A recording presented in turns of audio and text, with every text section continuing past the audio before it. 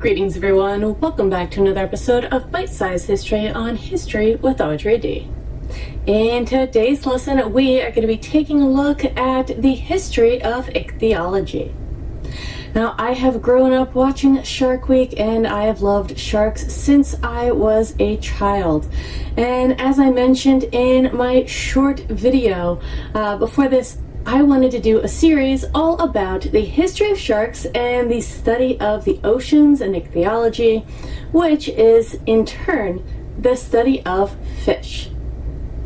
So I hope you will join me on this journey into the history of ichthyology, the oceans and sharks, and just how they have impacted humankind over the centuries.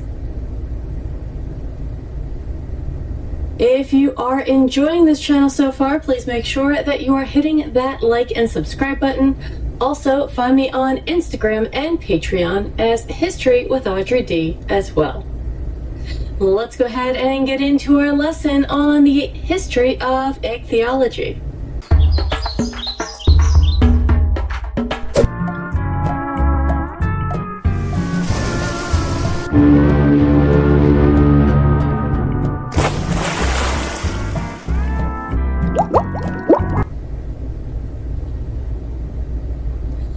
Long before laboratories and underwater cameras, humans tried to make sense of the sea with stories. The ocean was vast, mysterious, and terrifying. What lived beneath the surface, no one knew. But people had guesses, and those guesses became myths. From sea serpents to leviathans, early sailors imagined monstrous fish and man-eating beasts lurking below. In ancient maps, unexplained waters were marked with warnings. Here be dragons. And in the shadows of truth, the shark was born as a creature of legend. In ancient cultures, sea creatures were both feared and revered. In Polynesian and Hawaiian traditions, sharks were sacred, aumakua, or ancestral guardian spirits. These sharks weren't villains, they were protectors. Meanwhile, in Mesopotamia and Egypt, fish were connected to fertility and abundance, and often appeared in religious rituals. But for the Greeks, stories of giant fish pulling ships under the sea were cautionary tales.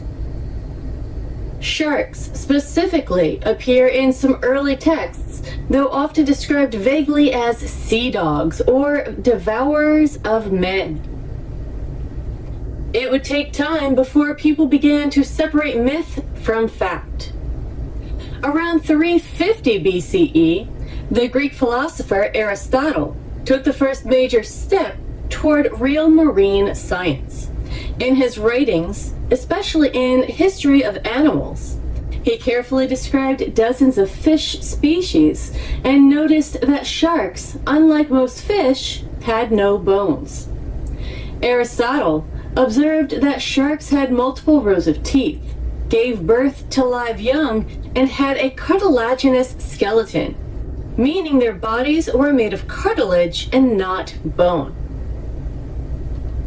This attention to detail made Aristotle one of the world's first ichthyologists, a scientist who studies fish.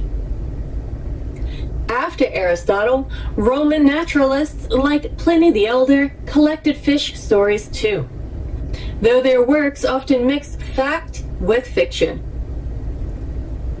Pliny wrote of flying fish and venomous sea monsters, while some species he described were real, like rays and eels. Others were mythical. During the early medieval period, much scientific progress stalled in Europe. Fish were cataloged more for their role in religious fasting than biology. Ichthyology, the structured study of fish, faded into the background. In the West, ocean life remained a mix of fear and folklore. But the Renaissance between the 14th and 17th centuries brought a rebirth of knowledge. Artists, philosophers, and explorers began looking closely at the natural world again. And this time, they began documenting what they found. Books like De Aquatilibus by Pierre Belon in 1551 featured detailed drawings of marine life, including sharks. Swiss naturalist Conrad Gessner's Historiae Animalium in 1558 included one of the earliest scientific depictions of a great white shark, though it still had a bit of monster flair. Slowly, ichthyology was returning, not just as a philosophical pursuit, but as a scientific one.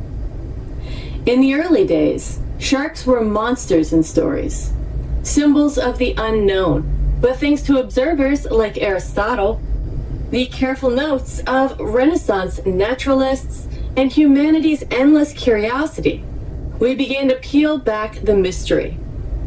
Ichthyology was still young, but it had begun to walk on a path from myth to measurable science. And at the center of it all, the shark.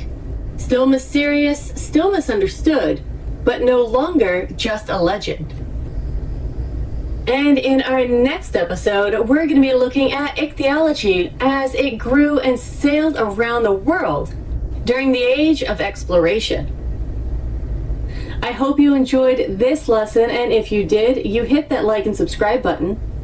Again, find me on Instagram as History with Audrey D, and please become a Patreon subscriber to check out more exclusive content that I'll be releasing on there. Thank you for watching, everyone. I will see you in our next lesson.